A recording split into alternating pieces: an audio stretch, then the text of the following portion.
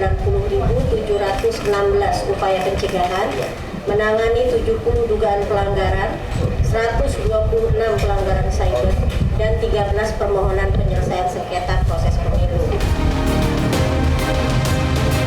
Bawaslu mengimbau kepada peserta pemilu untuk 1. Mematuhi tata cara, prosedur atau mekanisme yang berkaitan dengan administratif, pembukuan dan pelaporan dana kampanye pemilu sesuai ketentuan peraturan perundang-undangan. Di antaranya dengan memastikan pembukuan dana kampanye dan pelaporan dana kampanye meliputi laporan awal dana kampanye, laporan pemberi sumbangan dana kampanye, dan laporan penerimaan dan pengeluaran dana kampanye disusun secara lengkap dan dilaporkan sesuai periode yang telah ditentukan.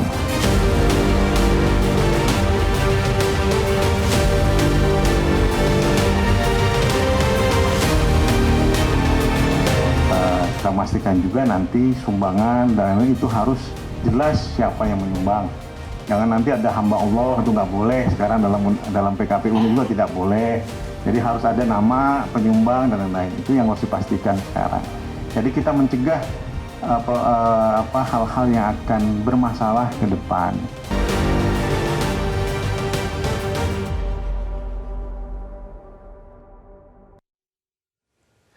Pemirsa, selama kurang lebih 1 bulan masa kampanye, Badan Pengawas Pemilihan Umum Bawaslu RI menyatakan terus melakukan upaya pencegahan untuk menekan pelanggaran dan sengketa proses pemilu 2024. Bawaslu juga menyatakan terus berkomunikasi dengan Komisi Pemilihan Umum untuk memberi masukan terkait jalannya debat Pilpres 2024.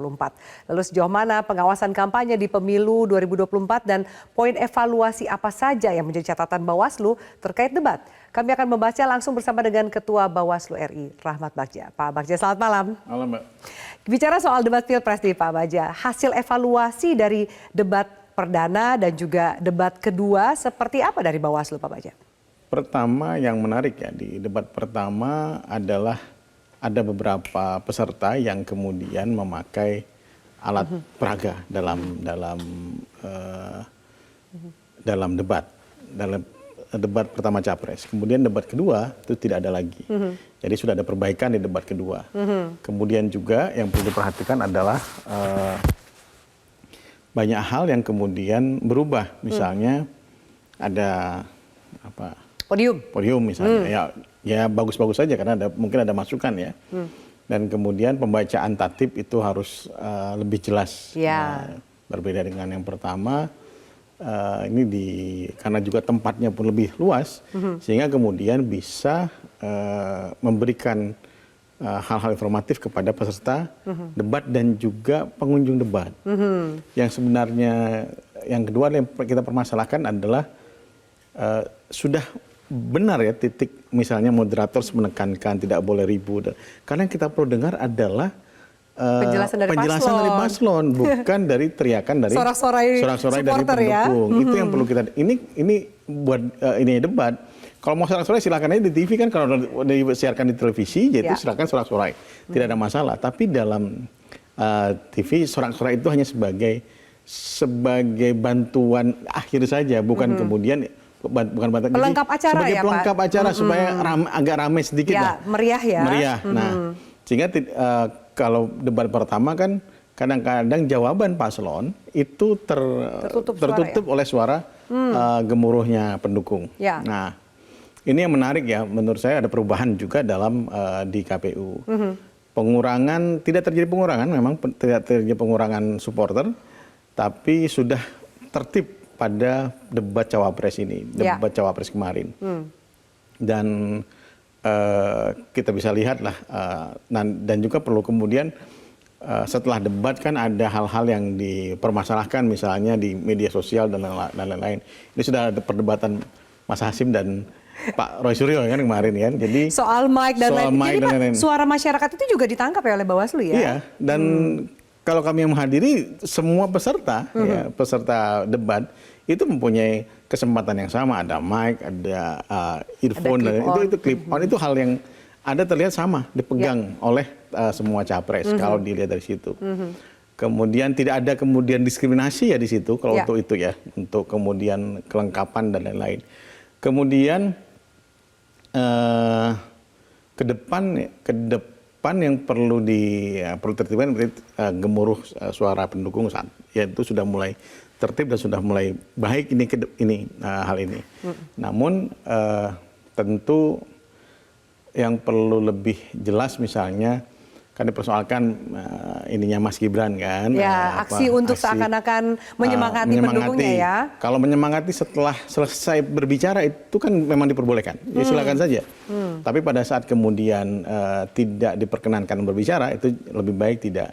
Nah, tugas moderator selalu mengingatkan. Termasuk mengingatkan paslon. Termasuk mengingatkan paslon. Bahwa kan yang diingatkan selalu supporter. Tapi paslon tidak diingatkan. Harusnya diingatkan kepada paslon agar kemudian jika kemudian ada hal-hal yang mengganggu jalannya debat. Dan itulah yang kemudian harus ditangkap oleh teman-teman paslon ya. Baik capres maupun cawapres. Dan kami kira kalau gemuruh supporter setelah selesai debat adalah hal yang biasa dan juga hal yang patut kiranya bisa dimaklumi. Ya. Itu yang terjadi pada debat kemarin. Sudah ada perbaikan, tempatnya lebih luas dan juga lebih atraktif menurut saya kemarin.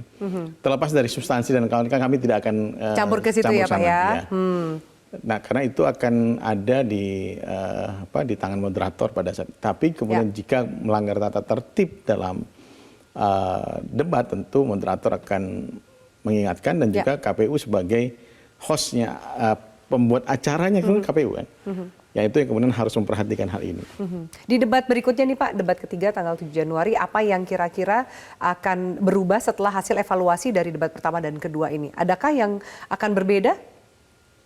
Yang berbeda mungkin kita harapkan tidak ada lagi gemuruh supporter menutupi perjelasan dari paslon. Itu yang harus itu signifikan ya? Itu signifikan. Karena yang perlu didengar adalah penjelasan paslon dan argumentasi paslon.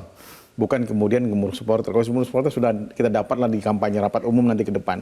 Itu bisa dilakukan. Jadi itu catatan pengingat juga bagi pendukung yang datang menyaksikan debat di tempat acara. Betul. Oke. Pak Bagja, lalu bagaimana pelibatan KPU untuk mencegah pelanggaran debat? Nah itu kan kategori pelanggaran debat itu apa sih Pak? Masukan dan kategorinya itu? Ada dalam tata tertibnya KPU. Dan KPU membuat tata tertib itu setelah berkonsultasi dengan teman-teman paslon. Jadi harus diingat ya, jadi Pak KPU juga melibatkan paslon dalam membuat tata tertib. Oleh sebab itu tata tertib itu harus dipahami dan juga dianggap sebagai kesepakatan bersama paslon dan KPU sebagai penyelenggara debat. Jadi kalau ada yang melanggar itu ya KPU harus mengingatkan terlebih dahulu, baru kami. Seandainya kemudian itu terjadi hal-hal yang di luar ketentuan ya, di luar ketentuan dalam PKPU. Tapi kemarin sih tidak ada, hampir tidak ada ya kemarin tidak ada. Yang jadi semua pihak sudah setuju, termasuk paslon, dari 3 paslon ya? Tiga-tiganya setuju. Dan itu kemudian disepakati, walaupun harus ada ketegasan dari KPU juga untuk kemudian kalau tunggu kesepakatan bersama yang kemudian agak lama, tentu KPU bisa menyatakan dirinya sebagai penyelenggara dan dia harus buat aturan tata tertib tentang debatnya. Tapi kemarin kesepakatannya sudah ada kalau itu. Jadi tidak ada permasalahan dengan paslon, semua paslon tidak ada masalah dan juga KPU juga KPU juga sudah mempunyai aturan tentang tata tertib debat. Oke, baik. Pak Bagja, kita harus jeda. Nanti kita nantikan ya bagaimana jalannya debat berikutnya. Semoga bisa lebih tertib dan lebih mengutamakan penjelasan dari paslon. Betul. Terutama itu yang penting bagi pemilih ke depan. Baik, Pak Bagja, kita harus jeda. Nanti kita akan bahas usai jeda soal dana kampanye dan juga alat peraga. Tetaplah bersama kami di Prime News. Jelajahi cara baru mendapatkan informasi. Download Metro TV Extend sekarang.